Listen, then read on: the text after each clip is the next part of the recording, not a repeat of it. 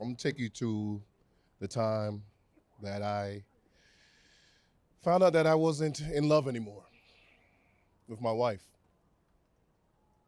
It was a hard day. I'm tied up to my bed because I kept on pulling my feeding tubes out of my mouth.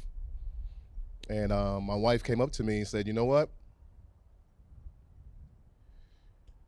Life is gonna change now. We're not gonna fight each other anymore. We're gonna love each other. God has opened up my eyes, and I'm gonna stop playing games with you. And we're gonna live happy ever after." But to me, I had a stroke, and to me, God was telling me that you're not gonna waste your life anymore. It's time for you to actually live your life and stop trying to hoard this woman to be part of your life when you're not really compatible with her. So I had this in my mind. I'm tied up to the bed now, and I'm looking at this woman. I don't know how to explain this to her. My whole entire life, I've never been honest with anybody. Now I have to be honest. I have to be completely honest with this woman, tell her that, yes, I survived the stroke, but I can't be with you anymore. We have 2 children. One was 11, and the other one was 10. And I have to explain to each and every one of them that I'm not coming home with you guys. My ex-wife, I'm looking at her. I've known her since we was in high school. I'm 46 now. And my stroke happened when I was 41. And I'm looking at her. I'm like, you're getting older. You really don't want to be with me. Now I had a stroke. You have to take care of me. You've been a caregiver for our children all of our lives, all of their lives. And now you have to go and support our family. I used to be the breadwinner. I can't make the money like I used to make before. I have $500,000 worth of medical bills. And now you're going to be obligated to take care of me and these bills. I didn't want that for her.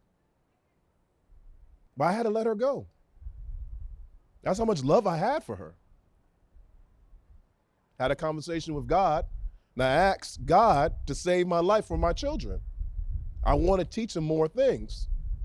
But I was disappointed with God because I said, I'm going to die without falling in love.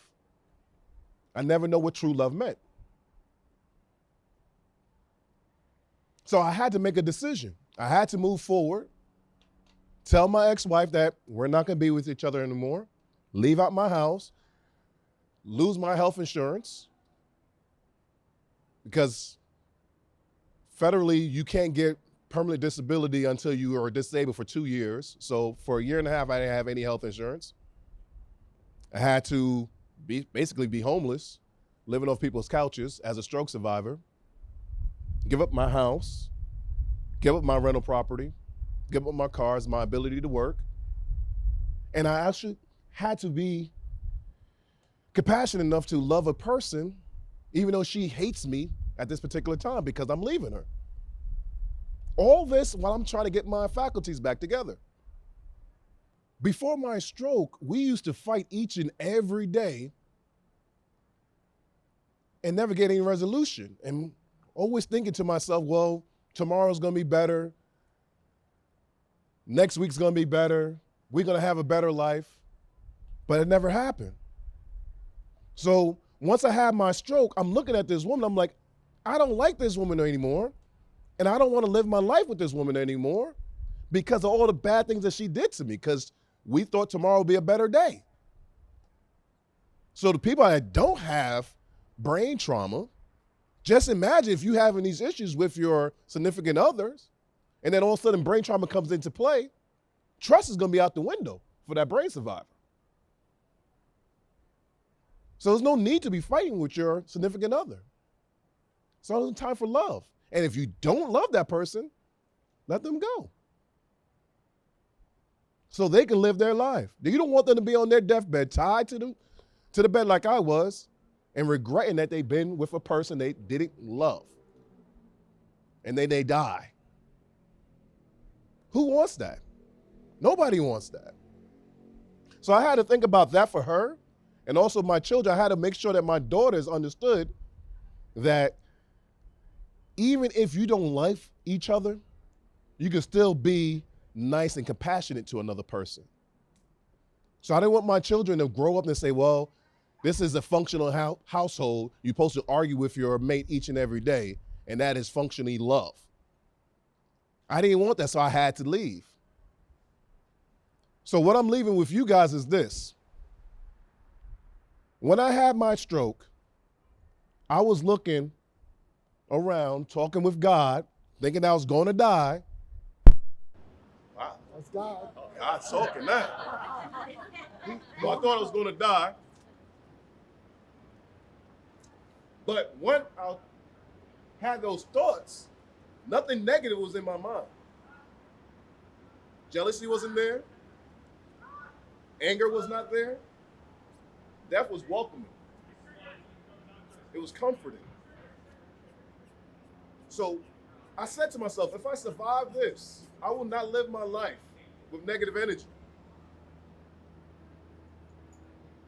So I challenge you, if you do have that negative energy within yourself, what is it for? Why do you need it? Get rid of it. Live your life. Find love.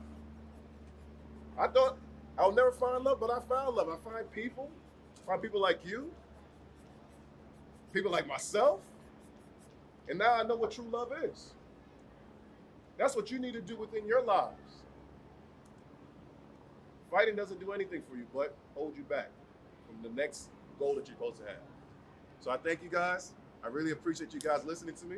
If you have any questions, let me know. When you Free. Wow. Like the saying, the truth will set you free. When you have things inside of you and you know that's not right and you lying to somebody, it hurts you. It breaks you down. That's how I was feeling. I was feeling broken down. I felt stressed, hypertension, high blood pressure.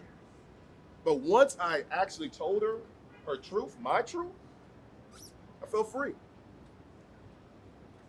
She can't be mad at me for being truthful. I can lie to her. But I don't want to see her old and gray on her deathbed with regrets. That's a great question because...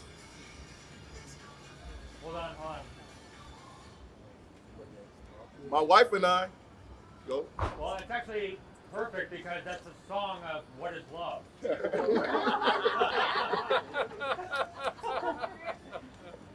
My wife and I were great actors. Everybody thought that we had a great relationship. We was putting on a show. And when it actually happened, they didn't think it was because of the stroke. Just everything became to the forefront. All the lies, all the deceit was apparent now. So no more hiding.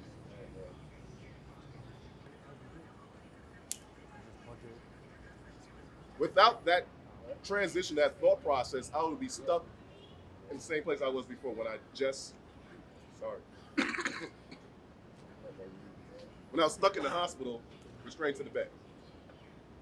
Actually, a funny thing, I was telling somebody about this a little bit earlier about children, how children help you with your recovery. I was very fortunate with my recovery because I was very dark. I was in a dark place. I was living off of my cousins and my sister's houses on their couches. And all of a sudden one day, my grandniece barged into my room and said, "Uncle Gregory, get up." She's like 1 year old. She's telling me, get up. I'm like, no, I don't want to get up. I'm depressed. I'm sad. But her energy was so pure. She didn't understand depression. Only thing she understood that Uncle Gregory wasn't playing with me. So once I started seeing things like that, it started really opening up my eyes to being truthful to myself, being in a place without any trauma, back trauma. That's when I started to live. Hope that answers your question. So as opposed to a burden, it was a weight off your shoulder. Absolutely. Okay. I used to make over six figures. Now I make probably about $20,000 a year, and I'm happy. It's the happiest I've ever been in my life. I hear that. The happiest. The happiest. Thank you. Thank you, guys. Thank you.